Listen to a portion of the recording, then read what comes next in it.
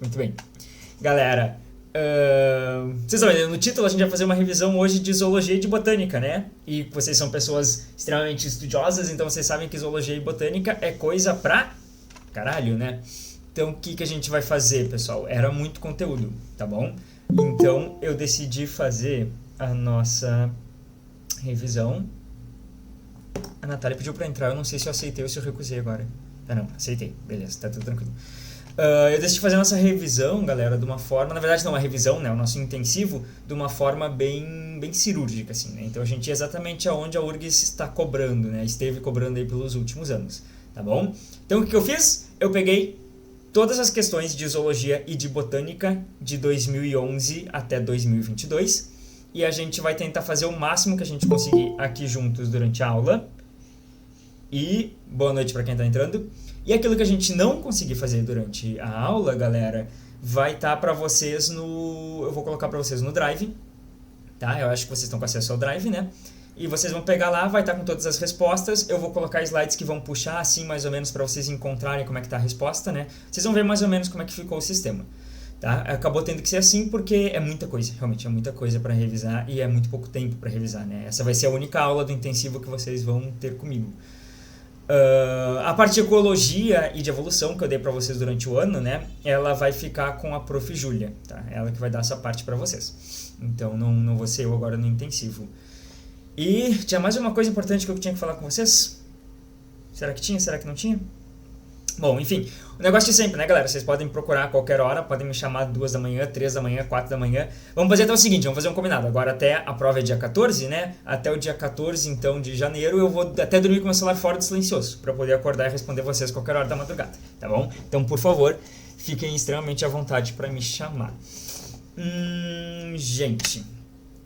Vamos lá, primeira coisa eu queria fazer uma pequena introdução, assim, da organização dos seres vivos para vocês, tá? Quando vocês olham essa imagem que assim dá tipo uma paz, assim, vocês olham isso aqui e vocês pensam, nossa, como eu queria que meu guarda-roupa estivesse assim, né? Eu não sei vocês, mas eu particularmente só de ver, eu nem tô olhando muito pro computador assim, chega a me dar uma agonia, isso aqui, tá bom? Negócio que me deixa nervoso. Por quê? Porque eu gosto das coisas mais organizadas, né? Eu acho que no geral, assim, as pessoas, os seres humanos, né, gostam das coisas mais organizadas, né? Então, os Homo sapiens, eles têm uma tendência a tentar organizar as coisas, né? Algo que a nossa mente costuma fazer, no geral. Talvez o quarto de vocês, alguns de vocês aí não, né? Mas no geral, a gente tem essa tendência a querer organizar as coisas, né? E é isso que a gente faz dentro da biologia, galera. Por quê? Porque a biologia ela é o estudo da vida e a vida é uma coisa muito bagunçada, né? A vida ela é muito ampla, né? E ela apresenta formas muito distintas, né? Apresenta características muito distintas entre seus vários grupos. Então, o que é que a gente tenta fazer, galera? Como qualquer outra coisa, a gente tenta pegar essa informação do que é vida e a gente tenta organizar isso, né? Então, a gente vai pegar essa informação e a gente vai encaixotar ela. E não satisfeitos em encaixotar ela, eu principalmente, porque eu sou muito chato com essas coisas, né, galera? O que a gente faz? A gente ainda pega essa informação, pessoal, e a gente vai ir separando ela em várias caixinhas diferentes. A gente vai organizando ela em várias caixas diferentes, tá? Então, pegando tudo isso de dado e a gente vai colocando de uma forma que fique organizado, de uma forma que fique bonito. Olha que paz de espírito ver essas coisinhas entrando nas caixinhas. Vamos dizer que não.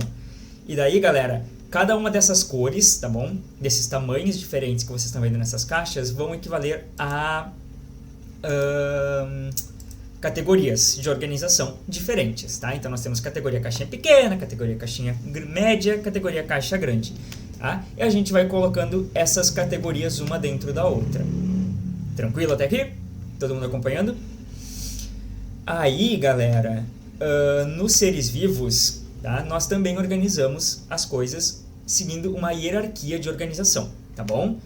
Essa hierarquia de organização, galera, ela se dá por níveis, tá bom? Níveis hierárquicos que nós vamos chamar de categorias taxonômicas, tá? Isso é para todos os seres vivos, né? Então, para plantas, para fungos, para animais, para bactérias, para vírus? Não, para vírus não, tá bom? Porque vírus não são seres vivos, né? Então, eles não vão se enquadrar nessa categorização, nessa organização, tá? Então, galera, a gente tem, por exemplo, aqui assim, uma categoria 1, a gente tem uma categoria 2, que fica dentro dessa categoria 1, são as caixas que estavam lá dentro, e sei lá, uma categoria 3, que são caixas que estavam dentro daquela categoria 2. Tranquilo? Na vida, nos seres vivos, a gente vai fazer exatamente a mesma coisa, tá? A gente vai pegar várias categorias com hierarquias diferentes, uma se encaixando na outra. Atualmente, as nossas categorias taxonômicas dentro da biologia são reino, filo, classe, ordem, família e gênero. Essas que estão aparecendo aqui para vocês, galera, elas são chamadas de categorias taxonômicas obrigatórias, tá bom? Então se vocês descobrirem um animal novo, descobrirem uma planta nova, descobrirem um fungo novo, vocês vão ter que enquadrar eles dentro dessas categorias aqui, tá bom? A gente não consegue fugir disso. Boa noite. Preciso enquadrar nisso aqui, tranquilo?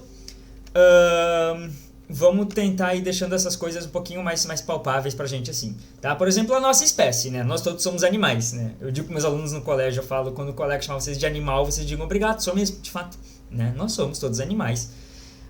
E o nome da nossa espécie, né, galera, é Homo sapiens, tá bom? O nome das espécies dos seres vivos, elas são binomiais, ou seja, elas são formadas por dois nomes distintos.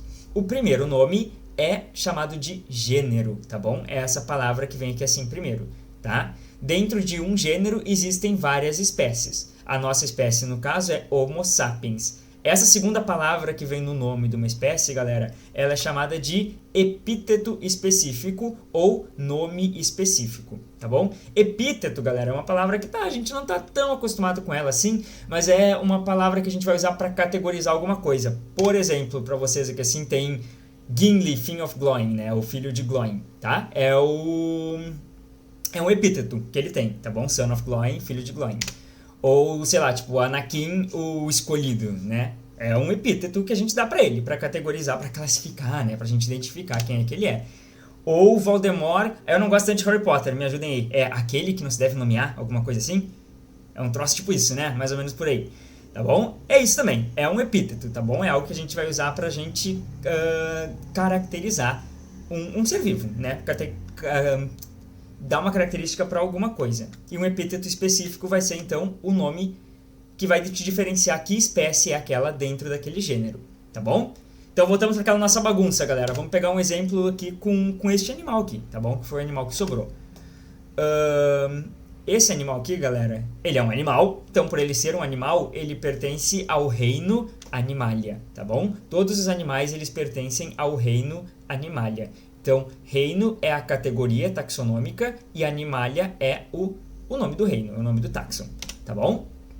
O filo é Chordata, que são os animais cordados, né? Que apresentam notocorda. A classe, galera, é a classe Mammalia, que vai ser a classe onde estão todos os mamíferos, tá bom? A ordem é Carnívora, que vai ser a ordem dos mamíferos que são carnívoros, tá? A família é Felidae. E daí você pensa, Felidae, eu já ouvi essa palavra. Quando a gente acha o gatinho, né, que a gente fala que o gatinho é o felino. Mas na verdade, galera, na verdade, o que acontece? Felidae, essa terminação, esse AE aqui, galera, em latim, quando a gente fala E, né, AE a gente pronuncia E, tá bom? É bem mais sem graça, né? Muito mais legal a gente falar E pra alguém que fala E, tá? Mas é isso aí. Então fica Felidae, né? Felidae. A gente vai fazer um D, né? meio assim. Mais fechado.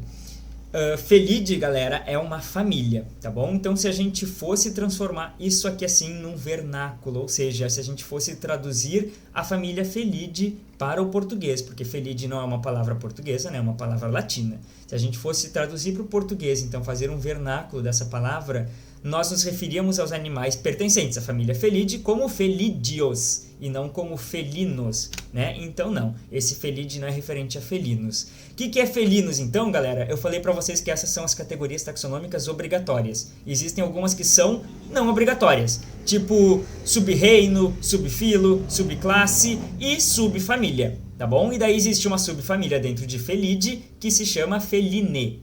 E quem pertence a Feline, a subfamília Feline, são os felinos. Aí sim é o felino que a gente chama o gato, né? Isso, tá. É só a questãozinha do vernáculo. Pantera, galera, Pantera é o gênero a que ela pertence, tá bom? Então existe mais de um animal que pertence ao gênero Pantera, mais de uma espécie, tá bom? E Pantera onca, então esse onca é o epíteto específico dessa espécie, né? Então Pantera onca é o nome da espécie, precisa ter os dois e precisa estar escrito em itálico também, tá bom? Que é uma coisa muito chata. Sabe que a minha orientadora, quando ela fez o TCC dela, em 1968, faz um tempinho, né? Faz um pouquinho de tempo.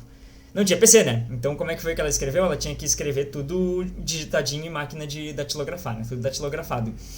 E, galera, não dava para botar itálico. Então uma outra forma que a gente pode, porque tem que estar escrito de uma forma que sobressaia no texto o nome de qualquer espécie, de qualquer ser vivo. Não pode estar escrito como está escrito o resto do texto. Tem que ter algo que faça aquilo ali saltar aos olhos. Então uma outra solução, hoje em dia a gente usa itálico, mas outra solução é sublinhar. Nós podemos sublinhar um nome específico, tá bom?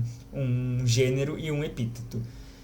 Então, galera, ela teve que escrever todo o trabalho dela, aí depois ela teve que colocar de novo na máquina e reescrever sublinhando só os nomes das espécies. Que maravilha, né? Que maravilha, viva a tecnologia. Tá bom? Trouxe mais um exemplo para vocês, galera. A mesma classificação, animalia, chordata, mamália. Aqui mudou a ordem, tá bom? Já não é carnívora, agora é Chiroptera, tá bom? E Pteroptide, que seria a família que ele pertence, e o gênero Pteropus, tá bom? Um morceguinho, não sei qual, acho que isso aqui é uma raposa voadora, não tenho certeza, tá? Pteropus, inclusive, galera, eu acho que essa espécie não é nem a espécie que eu botei na foto, viu? Tô contando pra vocês meu segredo, tá? Quando a gente compara os dois, galera, então a gente consegue ver aquela hierarquia que eu falei pra vocês, né? Que dentro de um grupo vão entrando vários outros grupos, né? Então os dois pertencem à Animalia, os dois pertencem ao filo Chordata, os dois pertencem à classe Mammalia, porém quando a gente vai descendo, a gente vai vindo para categorias taxonômicas menores, eles começam a participar de grupos diferentes, né? Um é carnívoro, outro é Chiroptera, um é Felide, outro é Pteroptide. E, óbvio, né, o gênero vai ser diferente e a espécie sempre vai ser diferente, tá bom? Cada animal tem a sua espécie. Beleza?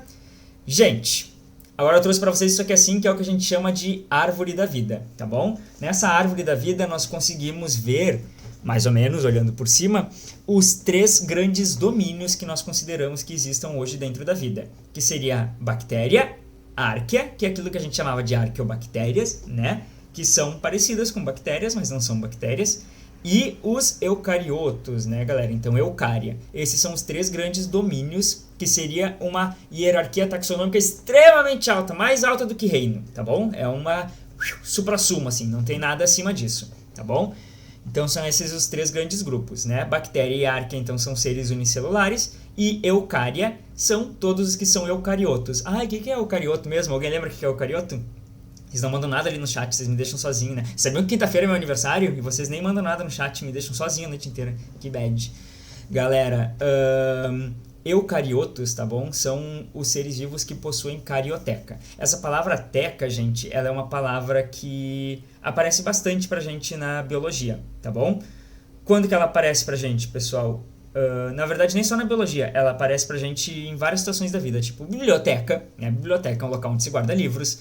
A discoteca é um local onde se guarda discos, né? Onde se guarda CDs, no caso, que seja. Enfim, existem tecas de animais, tá bom? Que são casulinhos que eles fazem ou casquinhas que eles fazem para se proteger. Esse teca significa que guarda, né? E cario é um afixo que se refere a material genético. Então, uma carioteca é uma estrutura que vai proteger o material genético, tá bom? É o envoltório nuclear, é a membrana que fica ao redor do núcleo. Os eucariotos, galera, todos eles têm carioteca. E estes animais, é ótimo, né? Esses seres vivos que não são eucariotos, que não pertencem ao domínio eucária, são procariotos, tá bom? Eles não têm carioteca. Tranquilo? Essa imagem é legal também, galera, porque ela mostra pra gente uma coisa. Vocês estão vendo que se a gente vier puxando pro ancestral comum de todos esses seres vivos que estão aqui assim, a gente chega num único raminho que tá aqui?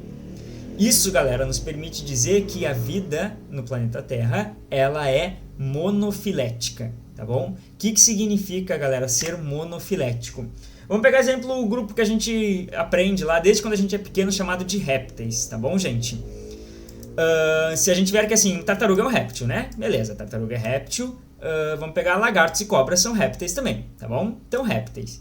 Se a gente vier puxando a evolução da tartaruga, que é assim, galera, e das cobras e dos lagartos, a gente chega até esse ponto que é um ancestral comum entre as tartarugas e as cobras e os lagartos, tá bom? Então a gente pode dizer, esse aqui é um ancestral comum dos répteis, beleza? Porém, galera, esse ancestral comum dos répteis, que é esse que eu estou pintando aqui para vocês, ele não é exclusivo das tartarugas e das cobras e dos lagartos. Porque olha só, tem uma parte da evolução deste ancestral aqui que deu origem a quem? Deu origem a quem? Deu origem às aves, tá bom, galera? O que significa? Significa que as tartarugas e os lagartos, que seriam os répteis, eles não têm um ancestral comum que seja exclusivo deles, tá bom? Que seja mutuamente exclusivo. Por quê? Porque esse ancestral que eles têm em comum, eles compartilham com as aves. Ou seja, se a gente fosse classificar, segundo a taxonomia da biologia, de forma correta, um grupo chamado de répteis, nós teríamos que chamar as aves também de répteis, porque as aves também fazem parte desse grupo, tá bom? Então, galera, répteis é um grupo que não é monofilético, ou seja, ele não tem um único ancestral comum, mútuo e que seja exclusivamente deles, né? Ele é compartilhado com outros animais. É isso que a gente está vendo aqui na vida, galera. Toda a vida no planeta Terra, ela tem origem num mesmo ancestral comum, que é mútuo de todos os seres vivos que existem hoje, tá bom? Então a vida, galera, ela surgiu uma vez no planeta Terra. A vida, como ela existe hoje, tá bom? Ela surgiu uma vez no planeta Terra. A vida é monofilética. Eu acho tão bonita essa frase. Enfim, vamos seguindo. Vamos começar então a dar uma olhada nas nossas questões, tá bom, galera? E a gente vai começar lá por 2011. Eu tava pensando se eu botava em uma ordem que ia ficar lógica no ponto de vista de conteúdo, se eu ia colocar numa ordem que ficava lógica na ordem que eles estavam cobrando de anos, então eu acabei colocando por anos, tá bom? Então a gente vai começar lá em 2011. Eu vou lendo com vocês, tá? Diversos órgãos vegetais fazem parte da nossa alimentação, de fato. Em termos biológicos, a abóbora, o tomate e o pimentão constituem, tá bom? Gente, a abóbora, o tomate e o pimentão, eles têm sementes dentro deles, tá? Deixa eu pegar aqui. Não botei a imagem, acho que tá num outro. A abóbora, o tomate e o pimentão, galera, eles têm sementes dentro deles, tá? O que significa, galera? As sementes, elas se originam lá no ovário das plantas, tá bom? Então, isso se origina dentro das flores, tá?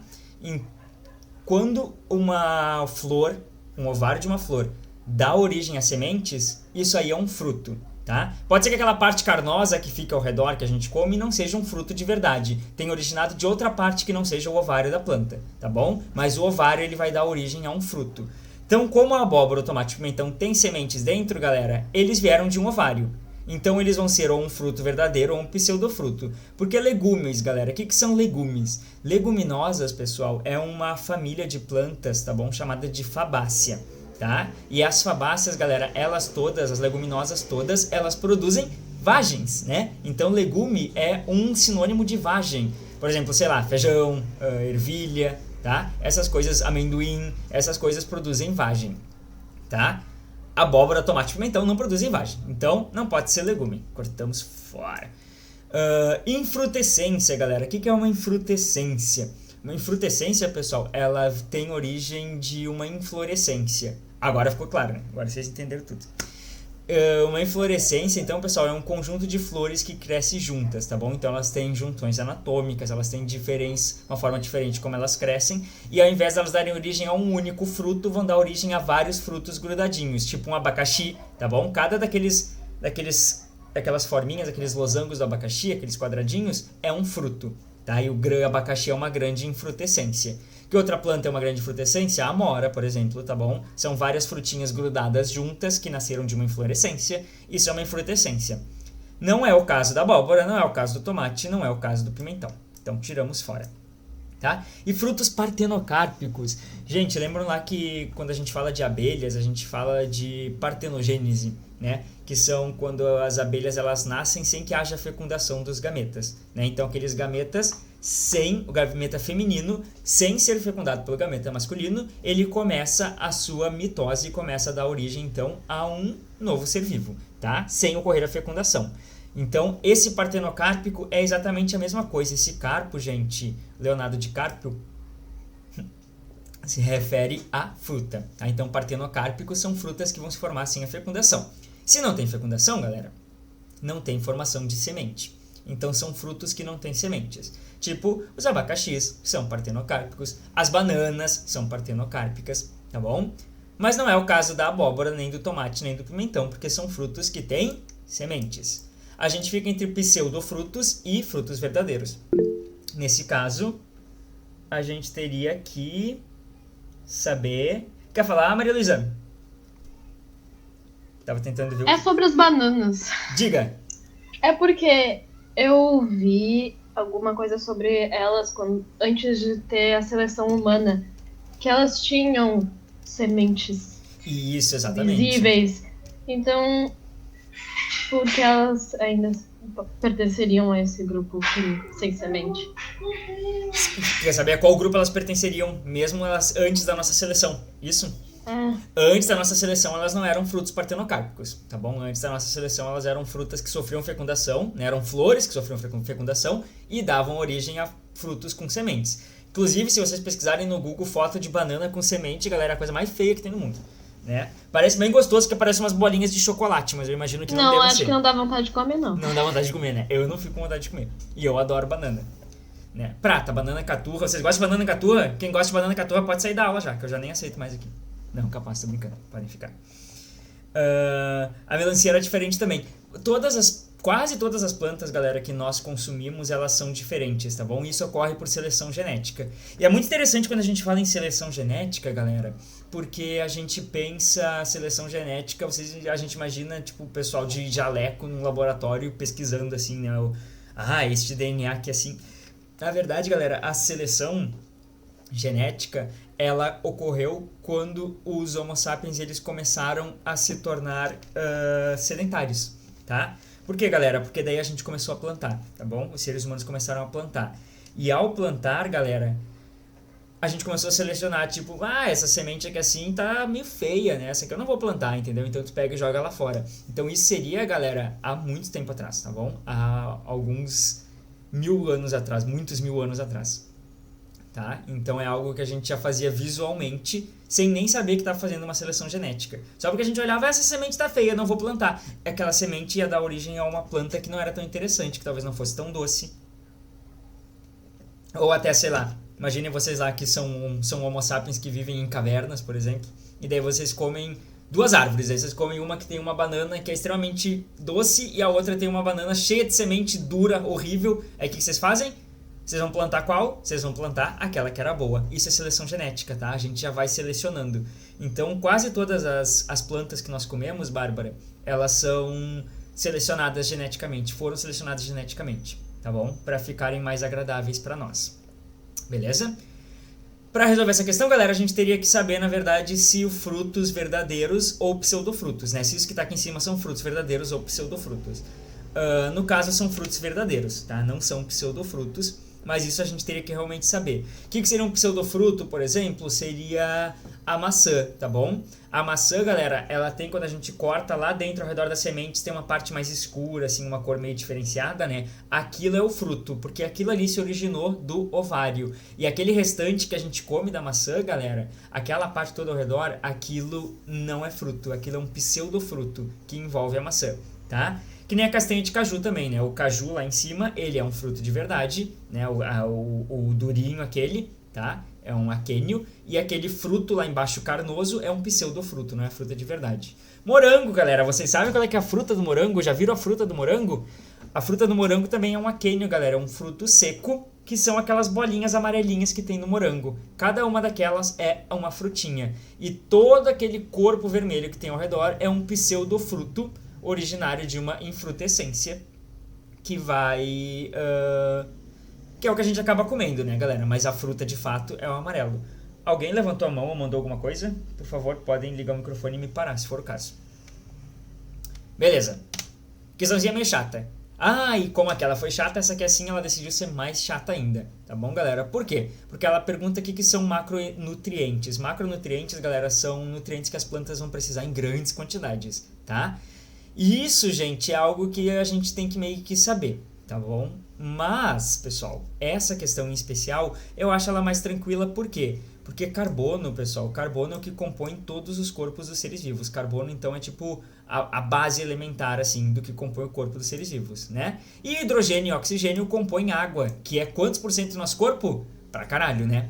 Então, galera, carbono, hidrogênio e oxigênio com certeza vão ser macronutrientes, vão ser coisas que as plantas vão precisar em grandes quantidades, tá? Se não tivesse esses aqui assim, tem até o tal do CHOMPs, lembra do CHOMPs? Que a gente fala da atmosfera primitiva, né? Carbono, hidrogênio, oxigênio, nitrogênio, fósforo, do que é muito essencial, né?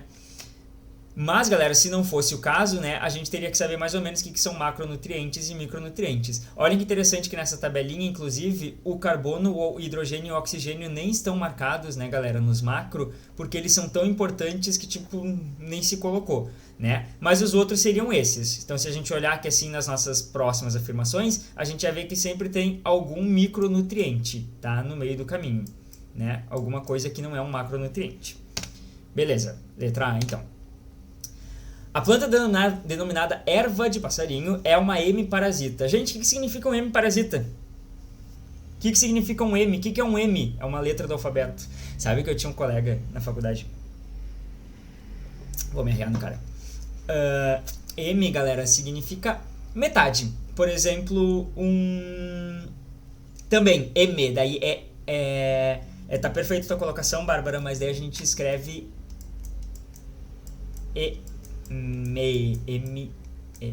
né? Assim. Mas a associação que tu fez tá perfeita.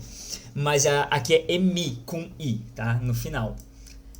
Esse M aqui, galera, ele significa metade, tá? Por exemplo, o nosso planeta Terra, ele é tipo uma esfera, né? E daí nós temos os hemisférios, que seriam as meias esferas do nosso planeta, né?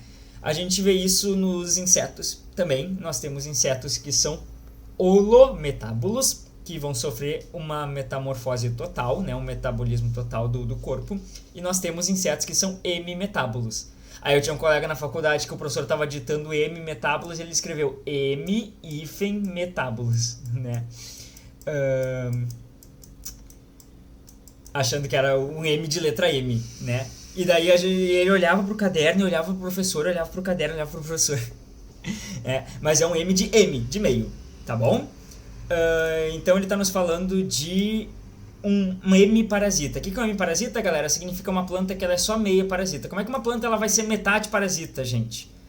É porque as plantas, pessoal, elas têm um sistema que conduz a seiva bruta, que seria a seiva que é só água com sais minerais, que ainda não foi metabolizada pela planta, tá bom? E essa seiva ela vai ser carregada das raízes, eles pegam da terra e levam das raízes até as folhas, pelo xilema. Nas folhas, essa seiva bruta, ela vai ser trabalhada, ela vai ser elaborada, né? Ela vai produzir glicose, vai liberar açúcares nela, e essa vai descer pelo floema como uma seiva elaborada, tá bom? Uma planta hemiparasita, ou seja, meio parasita, ela vai pegar exatamente a seiva bruta, tá bom? Então ela vai tirar uma parte do trabalho da planta, porque a planta puxou lá da terra aquela aguinha com seus nutrientezinhos, né, com seus sais minerais, e uma outra planta vai roubar no meio do caminho. Uma planta que é holoparasita, gente, as raízes vão entrar até o floema, e ao invés dela pegar só aquela água bruta e fazer sua fotossíntese com essa água, a planta parasita não vai nem fazer fotossíntese, galera. Ela vai pegar direto já a água já prontinha, com os nutrientes já fotossintetizados pela planta que está sendo parasitada, né? Então, essa é a diferença de hemi para holoparasita. Bom? Nesse caso, o tecido vegetal da árvore hospedeira, onde os elementos nutritivos são absorvidos, é exatamente aquilo que a gente conversou agora, né, gente? O que é colênquima, o que é esclerênquima, o que é parênquima? Quando a gente está falando de plantas, né, pessoal, nós temos os 3 sistemas básicos. A gente tem um sistema de revestimento, tá bom? Que vai ser a epiderme. Um sistema fundamental, que vai ser o parênquima, o colênquima e o esclerênquima, que foram 3 palavras que apareceram lá pra gente. E a gente vai ter o sistema de condução, que vai ser o xilema e o floema, tá bom? O parênquima, né, galera, ele vai ter função de preencher espaços e de fazer fotossíntese. O colênquima, ele vai ter a função de sustentação de partes mais moles da planta e de crescimento rápido. E o esclerênquima, ele vai ter a função de sustentação de partes mais duras da planta, né? Esclero significa duro. Tem a esclerose, né, pessoal, que é uma condição aí que vai enrijecer o nosso corpo, tá bom? Então o parênquima, aqui assim, tá, galera? A gente tem um parênquima clorofiliano, a gente tem um parênquima palissático, eles preenchem espaço e servem de alguma função também, né? O sistema dérmico é epidérmico, assim, o sistema vascular, que vai ser o transporte pelo xilema e pelo floema, tá bom? Eu coloquei isso aqui assim pra vocês depois olharem se quiserem, tá? Não vamos falar disso tudo agora, que é mais ou menos o que eu falei ali em cima já. O importante é aqui, quando a gente estava falando da questão, a gente tinha então o colênquima. O colênquima, eu falei pra vocês, colênquima vem de cola, né, galera? Porque ele vai colar essas partes mais rígidas da planta, vai impedir que a planta se quebre, tá bom? Então é um tecido elástico. Então não adianta uma parasita se grudar no colênquima, né? Não vai fazer diferença nenhuma. O floema, né, galera? O floema, ele vai estar carregando então a seiva elaborada, tá? Então quem retira a seiva elaborada são holoparasitas, não são hemiparasitas. Tá? O esclerênquima vai ser aquele tecido mais esclerosado, aquele tecido mais rígido, mais enrijecido e morto, inclusive, tá bom? O parênquima vai ser aquele tecido que vai fazer fotossíntese e que vai fazer preenchimento de alguns espaços. As plantas hemiparasitas, elas vão retirar a sua energia, né? A sua energia, no caso não, né? Vão retirar os seus nutrientes do xilema, tá? Por isso que elas são hemi, não são holo. Se fossem holoparasitas, seria do floema. Tranquilo, galera? Todo mundo acompanhando? Beleza. Ah, eu coloquei a animação pra riscar o E e risquei todo o E por cima, né? Deixa eu até apagar pra não ficar feio. Tcharam, olha. Agora sim. Próxima questão. Meu Deus, eu falo demais. Próxima questão. Agora a zoologia. A zoologia é legal. Botânica ninguém gosta. A zoologia a gente gosta.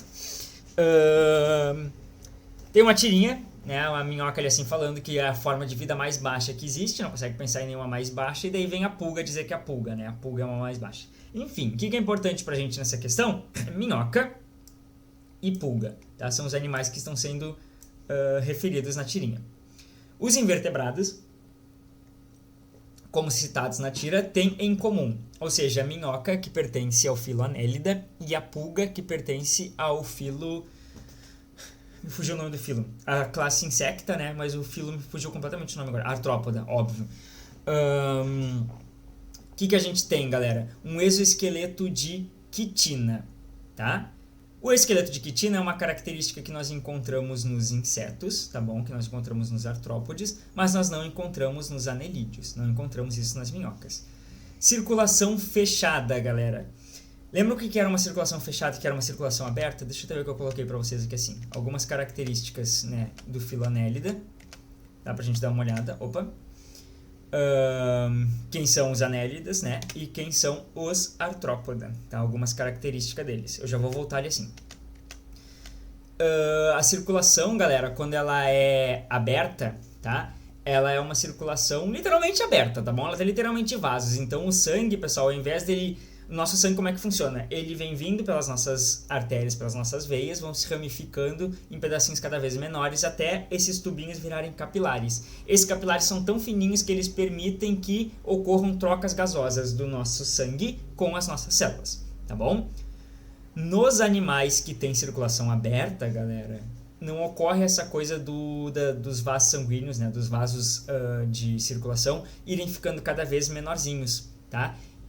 Quando chega na célula que precisa fazer a troca, o vaso se abre e o sangue jorra para dentro do corpo do bicho, tá bom? É mais ou menos assim que acontece. E daí lá do outro lado tem um outro tubo que vai de volta pegar esse sangue que jorrou para fora dessas células e as trocas gasosas vão acontecer enquanto esse sangue tiver sido jorrado para fora, tá? Quem é que tem circulação aberta? Quase todo mundo. Quem é que tem circulação fechada? A gente tem um negocinho que se chama AVC, tá bom? Que não é um acidente vascular cerebral. AVC é para se referir aos grupos de animais que têm circulação fechada, que vão ser Annelida, ou seja, os anelídeos, Vertebrata, ou seja, os vertebrados, e C de cefalópoda, tá bom? Aquele grupo de moluscos ao qual pertencem os polvos, as sépias, as lulas, eu ia falar amonite nem existe mais, os náutilos. Beleza, gente? Então, circulação fechada? Não, porque a circulação é aberta na pulga, tá? Respiração traqueal, gente. Deixa eu ver se eu coloquei. Não coloquei. Respiração traqueal, galera. As traqueias, elas são aberturas que os insetos têm no seu corpo. Porque que acontece, gente? Os insetos, eles não têm eles não puxam o ar que nem nós. Eles não têm um diafragma que vai fazer essa força, vai fazer com que o ar entre. Porque não se esqueçam que vocês não respiram voluntariamente, né, galera? Involuntariamente. Vocês têm que respirar o tempo inteiro. Vocês têm que pensar em respirar. Agora que eu falei isso, vocês vão ficar até o final da noite pensando que vocês têm que respirar. Que se vocês não respirarem, vocês não vão respirar. Quase que eu fiquei sem ar falando isso. É que nem essas coisas tipo, a língua tá encostando dentro da boca, a roupa tá encostando no corpo, né? Esse negócio chato que as pessoas falam e a gente fica com agonia o resto do dia. beleza? E sim, a gente respira, a gente faz força para respirar. Os insetos não, galera. Os insetos, eles têm buracos, tá bom? Eles têm traqueias abertas nos seus corpos, tá? E nesses buracos o oxigênio ele vai entrar e vai se difundir por todo o corpo. Claro, o nosso corpo é gigantesco, né, gente? Por isso que a gente precisa de um sistema que permita, que ajude esse oxigênio a entrar e se espalhar pelo nosso corpo. Os insetos têm corpinho pequeno, né? Então, para a quantidade de oxigênio que existe hoje, galera, os insetos eles conseguem respirar tranquilo, tá? Durante o Carbonífero, que foi uma época, uma era evolutiva que tinha muitas plantas que estavam recém surgindo, né? A gente tinha uma abundância absurda, assim, a quantidade de oxigênio na atmosfera era muito maior, tá? Isso permitia, galera, que os insetos crescessem muito mais, que os artrópodes crescessem muito mais, tá bom? Por quê, gente? Porque essas traqueias, elas tinham muito mais oxigênio para entrar por essas traqueias. Então os animais podiam crescer mais e o oxigênio conseguia chegar em todas as partes do corpo porque tinha uma abundância muito maior de oxigênio. Né? Então, durante o ano, eu falei pra vocês, a gente tinha coisas tipo libélulas do tamanho de águias, né? A gente tinha o maior invertebrado que já existiu na Terra, que seria uma centopeia, né? Uma lacraia. Lacraia é um negócio... O Cris, sabia que o Cris odeia lacraia? O Cris odeia lacraia. O Prof. Cris. Pra quem não conhece o Prof. Cris, vocês vão ver ele daqui a pouquinho. Vou contar o segredo dele, inclusive, pra vocês, galera. O segredo dele, ele é calvo. Ah, vocês vão reparar. Agora vocês vão reparar quando verem. E o Cris, galera, ele não gosta de lacraia. E essa lacraia, galera, ela chegava a ter 1,80 m, né? Então era uma lacraia bem grande, assim. Pois é, ele é calvo. Ele tenta esconder. Coitado do Cris, não tá nem aqui pra se defender. Então, pessoal, respiração traqueal não é algo que a gente vê nas minhocas. Os anelídeos, eles fazem respiração cutânea, respiração pela pele, beleza? Excreção por meio de nefrídeos, tá bom? Os nefrídeos, galera, a gente vai ter eles nas minhocas, mas a gente não vai encontrar os nefrídeos na excreção dos insetos, dos artrópodes, tá bom? Então a gente acaba ficando com a opção que fala corpo metamerizado. Lembrem lá, galera, que metâmeros, ó, a gente tem aqui assim, olha, metamerizados, tá? E a gente tem aqui assim nos anelídeos também. Cadê?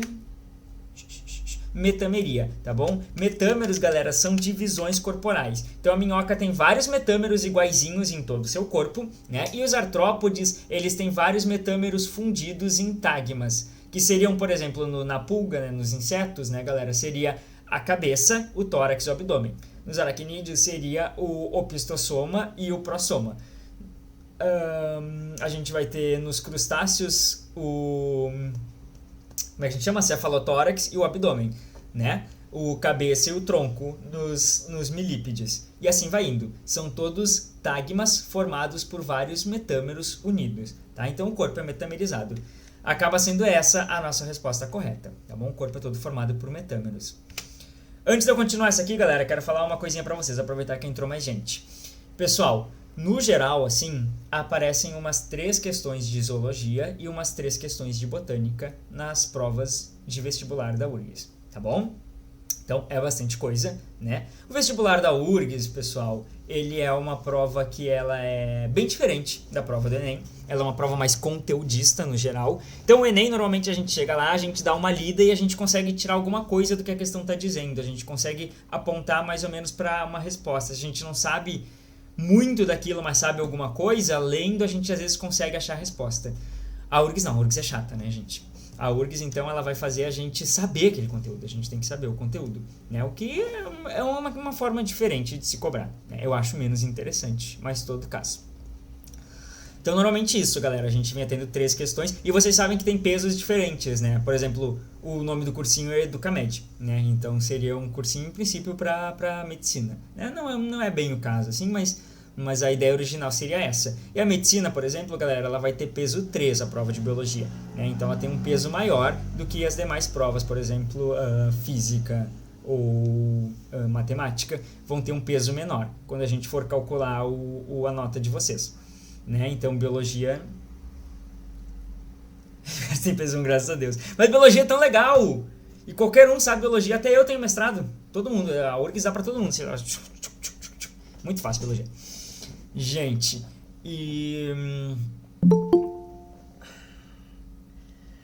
boa noite, Nicolas. Não, eu sei, eu tô brincando. Biologia é extremamente difícil, tá bom? Porque, galera, a biologia, ela é uma coisa... Primeiro que ela tem o conhecimento fragmentado, tá bom?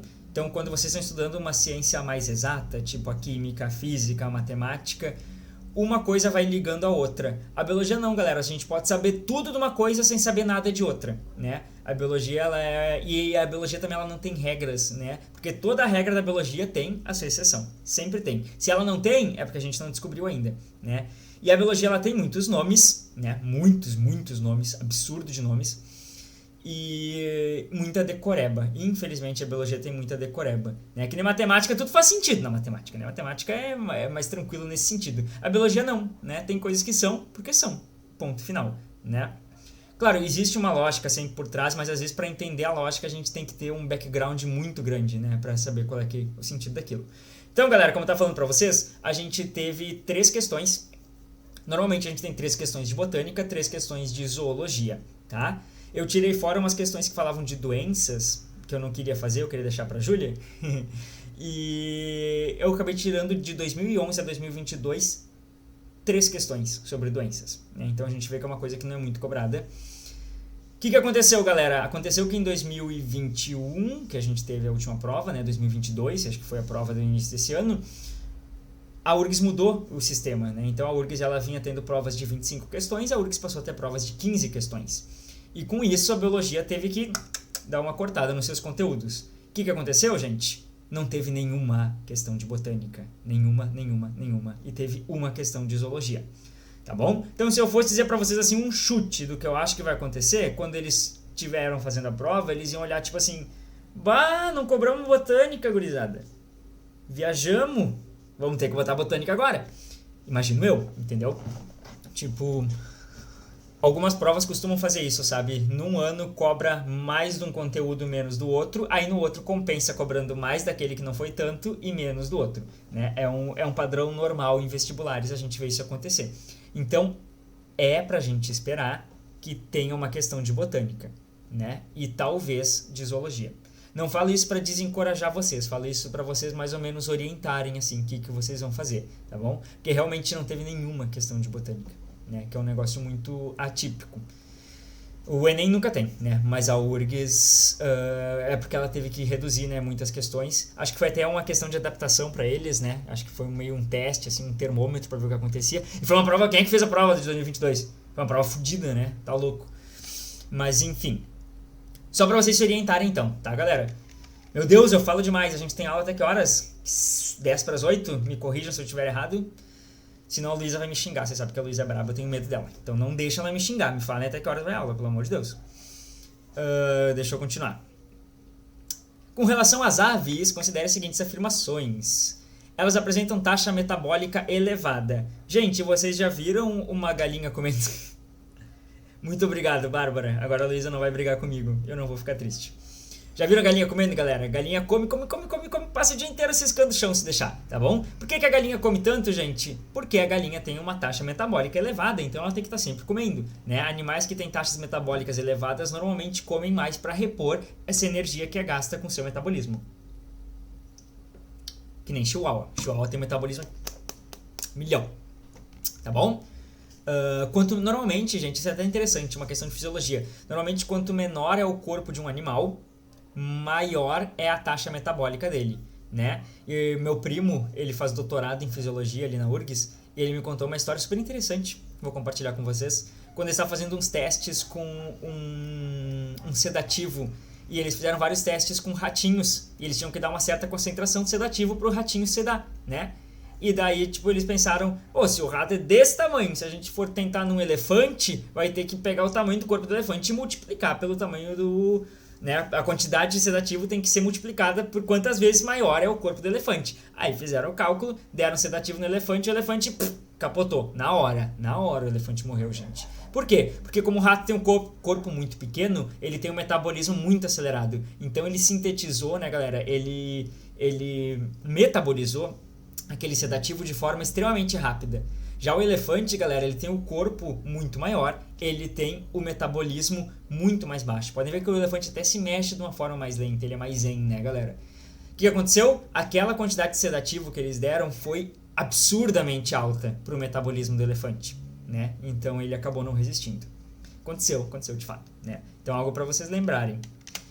E excretas, o que aconteceu? Por que eu botei isso? Tá, suas penas atuam como isolante térmico. Sim, né, gente? A gente vê quando chove, os passarinhos, eles não fazem assim com essas penas, ficam todos gordinhos assim, com um monte de peninha. Pois é, eles usam suas penas como isolante térmico. Inclusive, eles têm próximo da sua cloaca, lá atrás, na sua cauda, no seu rabo, eles têm uma glândula chamada de glândula uropigiana, que é uma glândula que produz uma secreção sebosa, uma secreção gordurosa, oleosa, que eles pegam com o bico. A gente vê eles fazendo isso, né? Eles pegam com o bico lá atrás na bunda deles e eles passam nas suas peninhas, tá bom? Isso vai fazer com que as penas fiquem hipermeabilizadas e que elas também sirvam de proteção térmica. Então essa é uma das funções das penas, tá? Então, por enquanto, beleza. Tem asa taxa elevada, as penas atuam como isolante térmico e seu excreta nitrogenado é a ureia. Aí, galera, eu peguei um esqueminha que eu roubei mesmo, não vou negar, tá? Mas eu coloquei embaixo pra vocês. Alguém me chamou? Não, eu tô muito louco da cabeça. Final de ano. A chamada termina em 10 minutos, prof. Ah, é verdade. Está faltando alguém. Ah, pera, eu vou entrar na chamada também pra eu acompanhar o chat, só que quando eu fizer isso ele vai fazer aquele barulhão.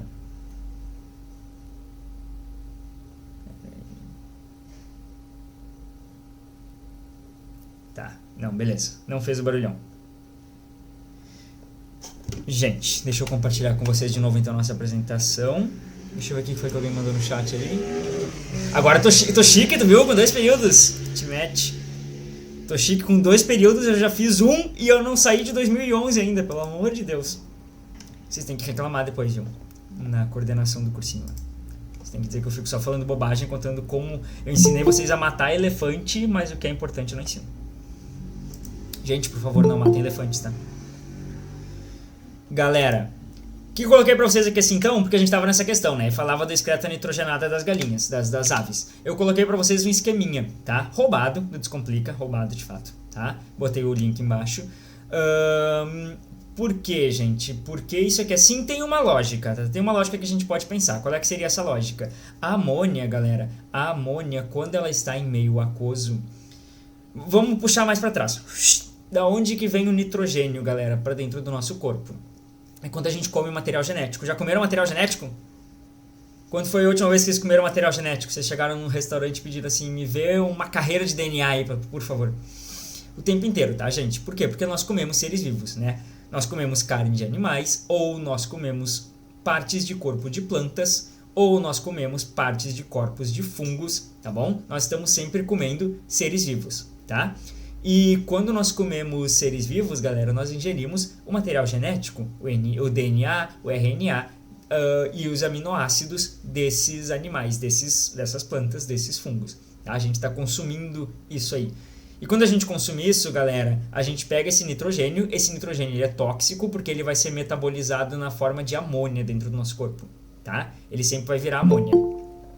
E essa amônia, galera, o que acontece com ela?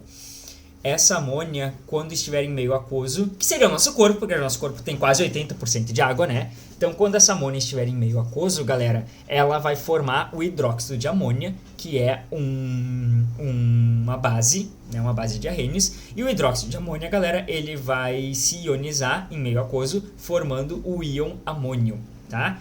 O que acontece? A formação deste íon amônio, gente, é extremamente exotérmica. Então, vai causar dano no nosso tecido isso, porque vai esquentar muito. Além do mais que a formação do hidróxido de amônia e mesmo do íon amônio, né, e do OH que vai se liberar ali assim, isso vai mudar o pH do nosso corpo, vai deixar o pH do nosso corpo mais elevado, né, porque é uma base. E isso vai causar desnaturação das nossas proteínas, né? O que é uma proteína desnaturar, galera? As proteínas, elas têm um formato e elas podem perder o seu formato. E quando elas perdem seu formato, elas perdem sua função, tá bom? Como que isso ocorre, galera? Pode ocorrer por mudança de pH, pode ocorrer por temperatura, enfim, vários fatores. Onde que a gente vê isso acontecendo? Quando a gente frita um ovo, né? A gente tem uma proteína ali assim na clara do ovo. Essa proteína é desnaturada com calor, chega a mudar de cor, né? Fica branco, né? Isso é desnaturação. Aquela proteína não tem mais a mesma função que ela tinha quando o ovo estava cru. tá? Outra que a gente vê, sei lá, quando a gente vai coalhar um leite, por exemplo, a gente vai mudar o pH, a gente vai botar um limão, vai botar um vinagre, esse leite ele vai mudar, né? Ele vai começar a ficar cheio de grúmulos. Isso é a proteína do leite desnaturando, tá bom? Aquela proteína já não tem mais a mesma função que a proteína anterior. Então a amônia, galera, ela é extremamente tóxica, né? Ela vai desnaturar nossas proteínas e ela vai queimar o nosso corpo, né? Então quem é que vai excretar amônia? São animais que vivem dentro da água, porque daí eles conseguem jogar essa amônia, ela já tem tanta água ao redor dela que ela vai se diluir, ela não vai chegar a ser tóxica, né? Que nem eu trabalho em laboratório, né, no colégio. Então, se a gente botar um pouquinho de ácido numa caralhada de água, a gente não vai se queimar. Agora, se tu pegar aquele ácido puro e colocar na tua mão sem água, a mesma quantidade, tu vai fazer um buraco na tua mão, né? Então, é mais ou menos assim que funciona a amônia.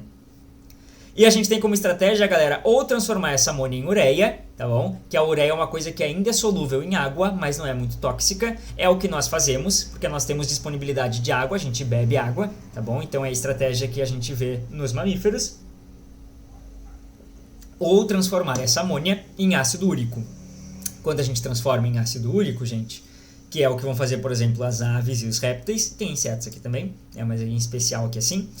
Quando a gente transforma em ácido úrico, o ácido úrico ele é uma pasta e ele não é solúvel em água. O ácido úrico ele não é solúvel em água. Tanto é que a gente pode ter cálculos renais originados de ácido úrico, pedras nos rins de ácido úrico que não se dissolveu na água, né? na água da nossa urina.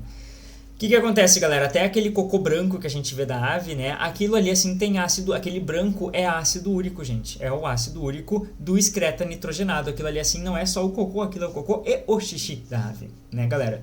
Então é todo o excreta da ave que saiu do intestino e que tá junto com o seu excreta nitrogenado. Por que a ave opta pelo ácido úrico, galera? Porque para tu poder retirar a ureia do teu corpo, tu precisa ter água, né? Nós temos água, por exemplo, na nossa bexiga. A gente não fica com a bexiga cheia de vez em quando? A gente faz até assim, quando a gente escuta ela chacoalhando.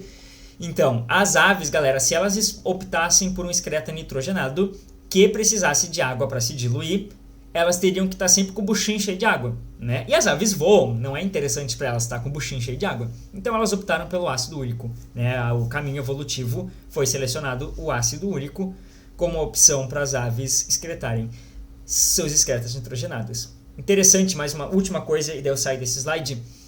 Essas são os principais excretas. O que significa, galera? Nós excretamos um pouquinho de amônia, nós excretamos um pouquinho de ácido úrico, tá bom? Outros animais que excretam amônia vão ter um pouquinho de ureia, um pouquinho de ácido úrico, tá?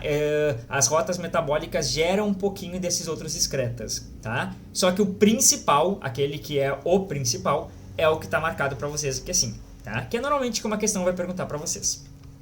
Deu, chegou de falar de mijo. Então, gente, apresentar taxa metabólica elevada? Sim, as galinhas comendo pra caralho lá. Suas penas atuam como isolante térmico? Sim, a gente vê os passarinhos passando nas suas peninhas assim, né? O dia que tá chovendo. E, inclusive, ontem choveu um monte, hoje já abriu um tempo bonito, agora já tá fechando de novo. E excreta nitrogenada é a ureia. Não, a excreta nitrogenada é o ácido úrico, né? Então é por isso que não é a letra E, é a letra D. Tranquilo, galera? 2012! Olha, na finaleira eu consegui mudar de ano. Que orgulho de mim. Eu fiz até 2022. Vocês viram a prepotência da pessoa? Como amônia se origina do DNA que comemos? Para ver se entendi. É um processo chamado de desnitrificação, se eu não me engano, Nicolas, tá? Eu não me lembro direitinho agora, tá? E também não é algo que vai ser cobrado de vocês, mas é porque o material, deixa eu ver. É porque o material genético ele tem bases nitrogenadas, né? O DNA, o RNA, eles possuem bases nitrogenadas, então tem nitrogênio, né? E esse nitrogênio ele é sintetizado no nosso corpo como primeiramente amônia, e daí a gente vai transformar essa amônia em outras coisas, né? Vai transformar em ureia ou vai transformar em ácido úrico, tá bom? Os caminhos metabólicos, assim, exatamente, eu nem tenho como dar pra vocês, não tenho nem tempo de dar pra vocês agora, né? E talvez não tenha nenhum conhecimento pra explicar direitinho. Mas é isso aí, tá? Tanto do material genético quanto os aminoácidos, né, galera? Amino vem de amina, né? Que tem nitrogênio. Então, tanto os aminoácidos quanto o material genético que nós consumimos, né? Então, as proteínas que nós consumimos vão ter nitrogênio que vai precisar ser expelido pelo nosso corpo. Não pode ficar no nosso corpo. Tá? Tranquilo. Qualquer coisa sabe que pode me chamar. Tu não tava quando eu falei, mas sabe que pode me chamar depois, né? Fica bem à vontade, por favor. Puta, gente, olha que questão chata. Tem um nome de uns troços que a gente nunca nem viu aqui na nossa vida. Ó, tem que marcar verdadeiro ou falso. Tá referente aos protozoários. Radiolários e foraminíferos apresentam espécies que fazem parte do plâncton. Sim, apresentam. O que são radiolários ou foraminíferos, galera? Vocês não vão acreditar em mim se eu falar. Vocês estão vendo um troço que eu tô segurando na mão aqui? Isso aqui é uma lâmina, gente. E essa bolinha branca que vocês nem devem conseguir ver ali dentro é um foraminífero. Acreditem se quiser, tá bom? Então são protozoários, né? São protistas extremamente pequenininhos que vivem dentro dos oceanos. Inclusive, galera, eles produzem tecas. Ó, a gente tá falando de teca. Eles produzem conchinhas, tipo casquinhas, tá bom? Quando eles morrem, o corpinho deles fica dentro dessas conchinhas, tá? Esse corpinho ele vai se degradar lá dentro e ele vai se transformar em petróleo. Os foraminíferos e os radiolários são as maiores fontes de petróleo que nós temos atualmente. Não são os dinossauros, tá bom? Então fazem parte do plâncton, sim. Possivelmente caiu um troço desses, galera, a gente não teria preparado vocês em aula para conseguir fazer isso, tá? Porque é uma coisa muito atípica perguntar algo disso aqui. As amebas são dotadas de cílios e no mínimo 2 nucléolos. Aí eu fiquei um tempão olhando essa questão falando, gente, será que a ameba tem 2 nucléolos? Será que tem? Eu não lembro disso. Vocês lembram o que é o nucleolo? A gente tem no nosso núcleo, do nosso material genético, onde está nosso material genético, uma região muito condensada onde estão muitos dos nossos genes, que é chamada de nucleolo, né? Então, uma região mais condensada do núcleo. Eu fiquei, gente, será que tem? Será que tem? Aí que eu me dei conta, né, gente? A ameba não tem cílio. A ameba, pessoal, ela faz seu movimento pela emissão de pseudópodos, né? Então, ela vai jogando seu corpo assim, né? Vai empurrando seu corpinho e vai se mexendo assim. Elas não têm movimento ciliado. Então, essa questão tava falsa e eu quebrei minha cabeça. Ó, gente, eu fiquei muito tempo procurando sobre isso. Sério, que vergonha. Os flagelados causam em humanos doenças como a leishmaniose e a toxoplasmose. Olha que ordinário, gente. Tem umas pessoas que fazem as questões que elas não são amadas em casa. Só pode ser uma coisa dessas. A leishmaniose... eu trouxe uma imagem de um foraminífero pra vocês verem, tá? Esse é o trocinho que eu tenho aqui dentro, ó. Desse negocinho aqui. Tá? Seria por exclusão, exatamente. E mesmo assim uma exclusão difícil, porque essa questão... Eu acho uma questão difícil, tá? A leishmania, galera, ela é um flagelado, tá bom? Ela é um protista que tem flagelo, tá bom? Só que a toxoplasmose não, tá bom? A toxoplasmose, ela é um apicomplexa, tá? E ela não apresenta flagelo. Então essa questão ela seria também falsa. Essa aqui talvez até a gente soubesse, né? Mas uma questão, como eu tinha dito pra vocês, muito conteudista, né? Não é como as questões do Enem que são mais tranquilas do que isso. Isso aqui é realmente conteúdo, entendeu? E vamos lá, os esporozoários são organismos exclusivamente parasitas desprovidos de um vacúolo contrátil, tá? Essa aqui também é verdadeira, tá, gente? A gente também não... Vou ser bem sincero com vocês, seria chute, né, se aparecesse uma questão dessas, porque é um absurdo uma coisa dessa ser perguntada.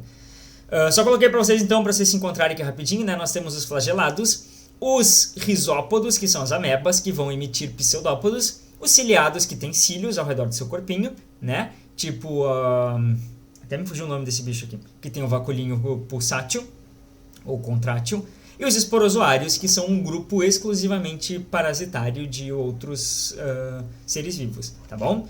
Então, a alternativa correta, letra E, tá? Uma questão bem difícil. Essa aqui é legal, essa aqui já é legal.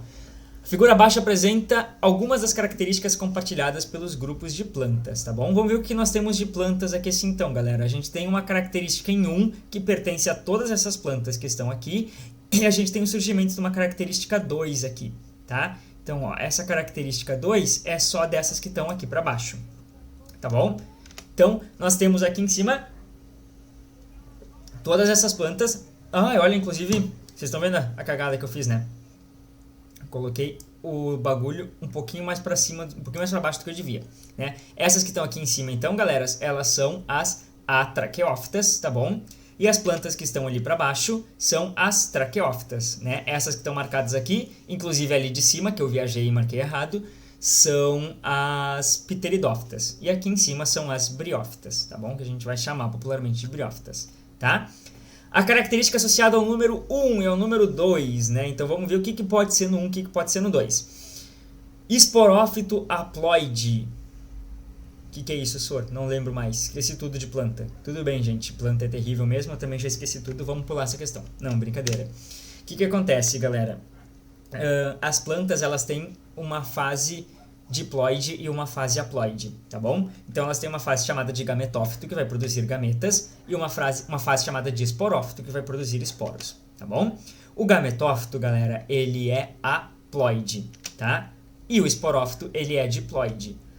Isso aqui, assim, mais ou menos faz sentido. Por quê, gente? Que o gametófito produz gametas. Então, vai ter um gameta masculino e um gameta feminino, tá? Então, faz sentido o gametófito ser haploide, né? Haploide seja que ele tem uma quantidade, né? Uma vez só o número de cromossomos. Por que faz sentido, galera? Porque vai juntar o gameta masculino com o gameta feminino. Então, vai juntar um gameta haploide com outro gameta haploide, vai originar um corpo diploide, tá bom? Aí, o que acontece, gente? O esporófito vai produzir esporos por meiose. Esses esporos, então, meiose, corta no meio a quantidade de material genético. Então, esses esporos eles vão ser já haploides, vão originar o gametófito, que é haploide, e o gametófito vai originar por mitose os gametas, também haploides. Tá? É diferente do que acontece com nós seres humanos, né? Ou com nós animais no geral. Por quê? Porque os nossos gametófitos, digamos assim, esse fito é referente à planta, né, galera? Tipo fitoterápicos, né? Fitoterápicos são remédios que nós utilizamos com propriedades naturais de plantas, né? Então fito vem de planta. E o gametófito dos animais, então a estrutura que produz gameta dos animais seria, por exemplo, nos homens os testículos, né? E nas mulheres seriam os ovários.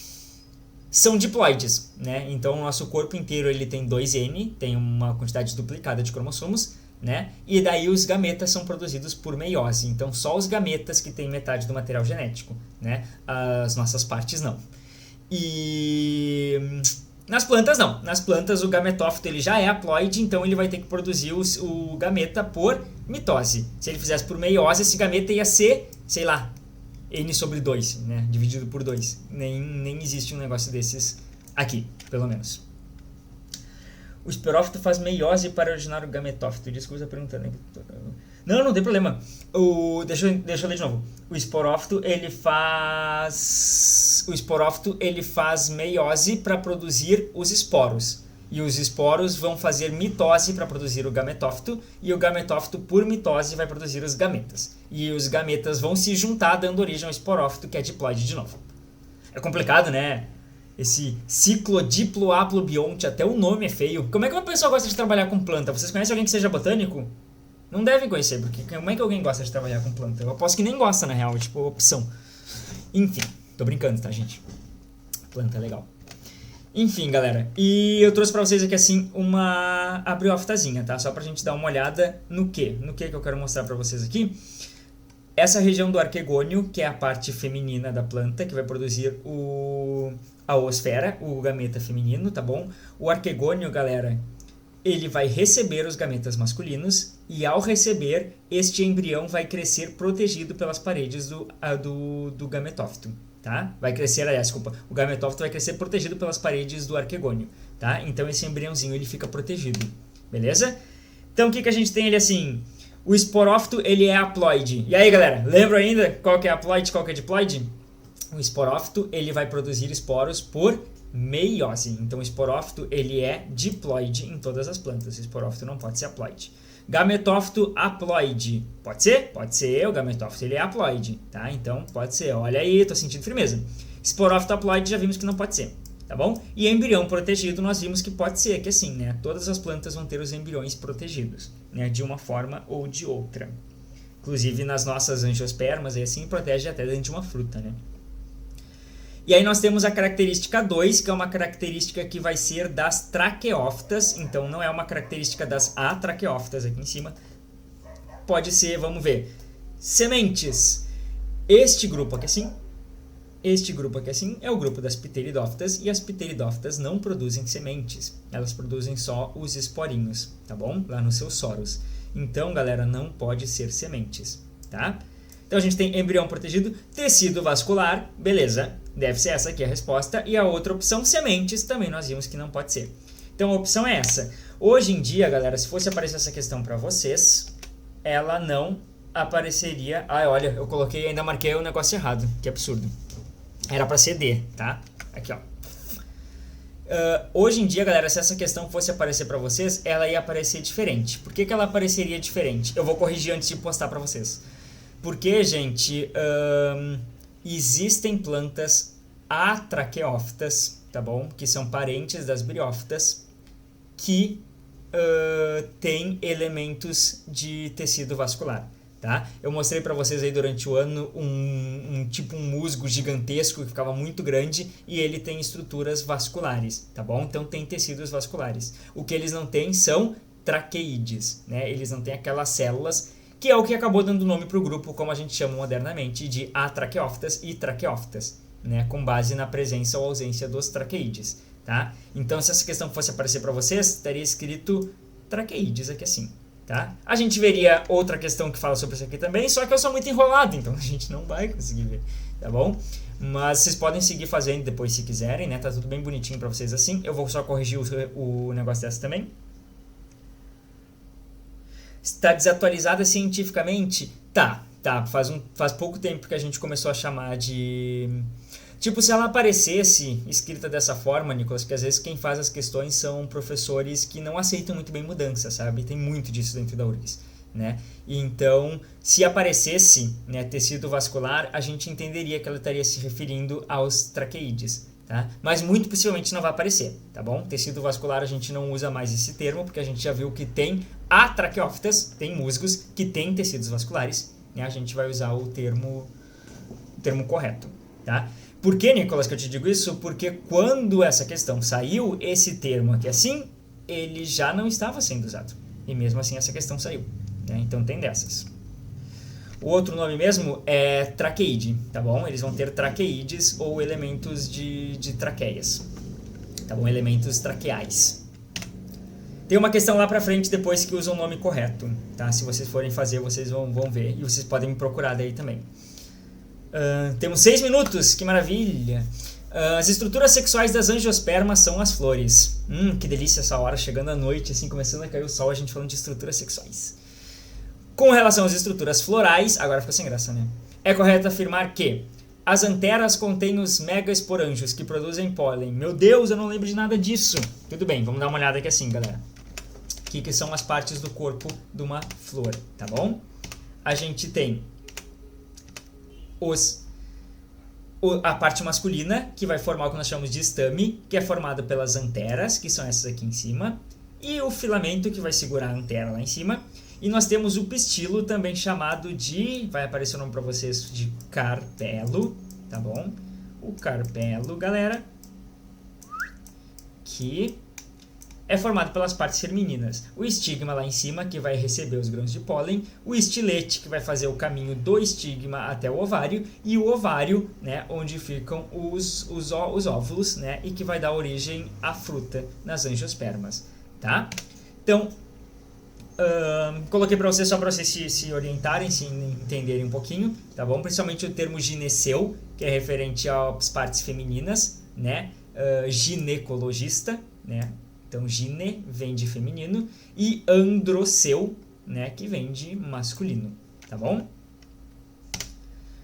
que a gente fala assim, ó, as anteras contêm o megaesporângio. O megaesporângio, galera, são os esporos femininos, né? Lembra que o esporo grande, o mega, ele é o feminino nas plantas e o microesporângio é o pequenininho, né? É o esporo masculino, tá? Que produzem o pólen. Tá tudo errado nessa aqui, tá bom? As anteras são estruturas masculinas, então elas vão produzir os microesporângios, tá bom? Que vai dar origem, então, sim, aos grãos de pólen. Letra B. A superfície terminal do pistilo, que recebe o grão de pólen, é chamada de estame. Meu Deus, tá tudo trocado nessa questão. Mas é uma questão para dar um nó na cabeça, né, gente? Porque chega com esse monte de nome, se a gente não tá com uma pontinha da língua, a gente não lembra mesmo, tá? Mas tá tudo trocado nessa letra B aqui assim, tá? Letra C. As folhas externas estéreis constituem o cálice. Deixa eu ver se isso aqui está colocado aqui para vocês. Tá, olha só. Essas folhas externas, galera, que ficam ao redor das flores sempre, elas formam o cálice, enquanto as pétalas formam a corola, tá bom? Então, essa que é a alternativa correta. Aquelas folhas verdinhas que ficam ao redor, que são estéreis, vão formar o cálice. Letra D. As flores são designadas perfeitas quando apresentam cálice e corola. Uma flor é designada perfeita, galera, quando ela tem o androceu e o gineceu. Existem plantas que têm flores masculinas e flores femininas. Então vão ter só os estames ou vão ter só os carpelos, os pistilos. Né? Mesma coisa, carpelo e pistilo. Então uma planta vai ter só carpelo, uma planta vai ter só estame. Né? E uma flor perfeita ela vai ter os dois, tá bom? Então as flores designadas perfeitas quando apresentam cálice e corola, não, quando apresentam androceu e gineceu. Ó, androceu e gineceu. E letra E, as plantas que ocorrem tanto flores mega como microesporangiadas. Então megaesporangiadas produzem megásporos, que são esporos femininos, e microesporangiadas produzem micrósporos, que são os esporos masculinos. São denominadas dioicas. Dioica significa que tem sexo separado. Se uma planta tem flores que produzem os dois tipos de gametas, né, masculino e feminino, elas não são dioicas, né, elas são hermafroditas, tá bom? Então, a alternativa correta, letra C. Tranquilo, gente? É bastante coisa, eu sei, né? Eu tava pensando a melhor forma de organizar essa aula pra vocês, mas era muito conteúdo, sabe? Confuso, foi bem confuso organizar essa aula aqui. Era muita coisa. Mas acho que tá dando pra gente revisar alguma coisa, né? A gente teve durante o ano aulas aí e tá dando pra gente lembrar algumas coisas. E de demais eu vou passar pra vocês podem me chamar a qualquer momento, por favor, chamem, inclusive, eu quero que vocês chamem. Se não chamarem, eu vou chamar vocês, vou ir atrás de vocês, eu chamo mesmo, tá bom? Vamos lá, dá tempo de fazer mais uma. Os ácaros são quelicerados, né? Quelicerados têm quelíceras, né? Que para os humanos podem causar reações alérgicas na pele e no sistema respiratório. Assinale a alternativa que apresenta somente animais quelicerados. Né? Então, quelicerata é aquele grupo ao qual pertencem as aranhas, os escorpiões, os opilhões, os ácaros, enfim, aquele monte de bicho que a gente viu. Inclusive o caranguejo pata de ferradura de cavalo, né? Também é um quelicerado. Então, aranha, pulga é inseto, tatuzinho de jardim é crustáceo. Então não são quelicerados. Aranha, escorpião, carrapato. Isso aqui, perfeito, é isso mesmo. Joaninha é inseto, pulga é inseto, carrapato é quelicerado. Joaninha é inseto, lacraia é um milípede e opilião é um quelicerado, estaria certo. Lacraia é milípede, escorpião tá certo, tatuzinho de jardim é um crustáceo. Então, resposta correta, letra B, onde só tem os quelicerados. Gente, 10 para as 8, infelizmente eu preciso abandonar vocês, porque é esse horário que acaba a nossa aula, né? Pessoal, deixa eu abrir aqui assim para ver o chat de vocês. Pessoal, isso não vai causar uma reação alérgica. É, exatamente. Galera, muito obrigado pela participação.